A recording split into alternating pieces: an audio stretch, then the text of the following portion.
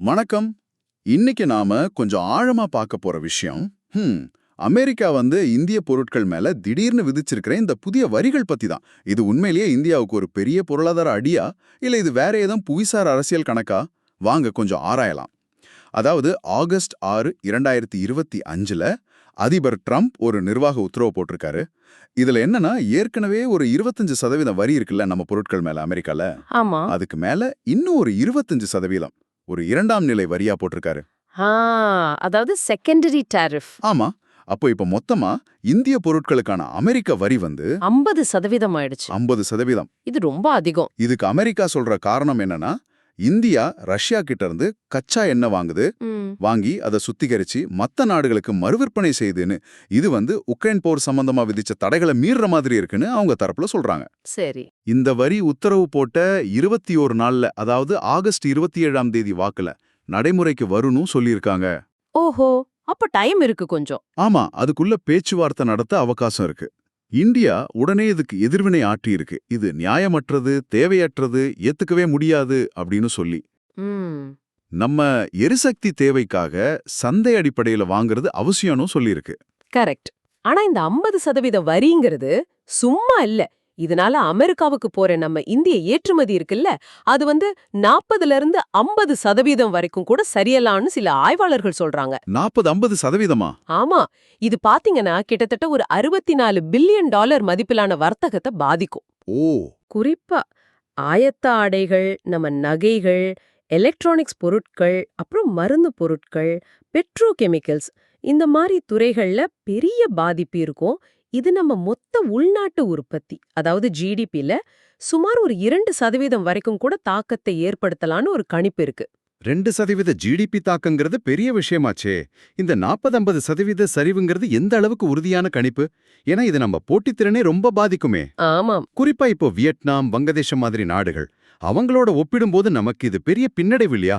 அவங்களுக்கு வரி குறைவா இருக்குமே. நிச்சயமா. நீங்க சொல்றது கரெக்ட். வியட்நாம், வங்கதேசம் மாதிரி நாடுகளுக்கு அமெரிக்கால வரி விகிதம் பாத்தீங்கன்னா ஒரு 20ல இருந்து 36% அந்த ரேஞ்சில தான் இருக்கு. ஆமா.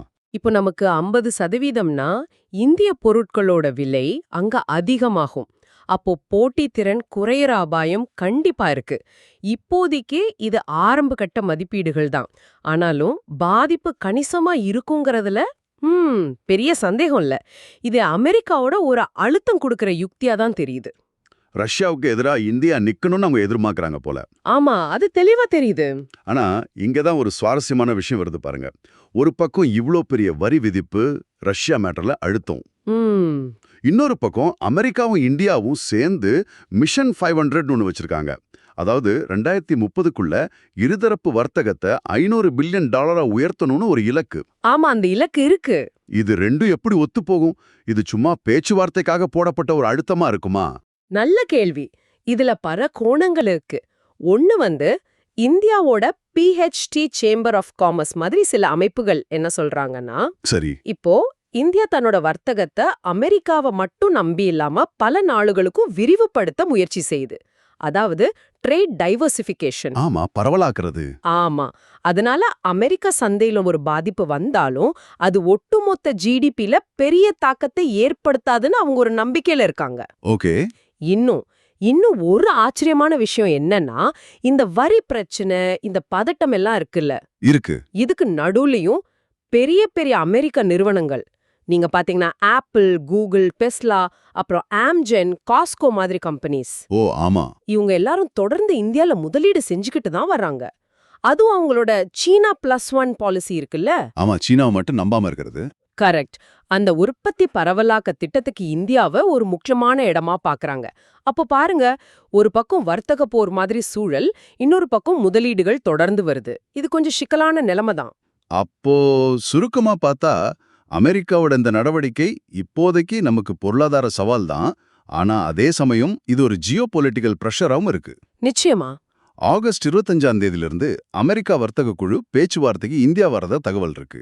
ஆமா, பேச்சுவார்த்தை நடக்க போகுது. அப்போ ஆகஸ்ட் 27ல இந்த வரிகள் நடைமுறைக்கு வருமா, இல்ல பேச்சுவார்த்தையில் எதுவும் மாற்றம் வருமாங்கிறது இன்னும் சரியா தெரியல. அது பொறுத்து தான் பார்க்கணும். சரி, இதெல்லாம் அவங்களுக்கு என்ன மாதிரியான ஒரு சித்திரத்தை கொடுக்குது? இப்போதைக்கு நிலைமை நிச்சயமற்றதா இருந்தாலும் நீங்க ஒரு விஷயத்த கவனிக்கலாம். இந்த வர்த்தக பதற்றம் எல்லாம் இருந்தாலும் அமெரிக்க நிறுவனங்கள் முதலீடு செய்யறது நிக்கல. ஆமா.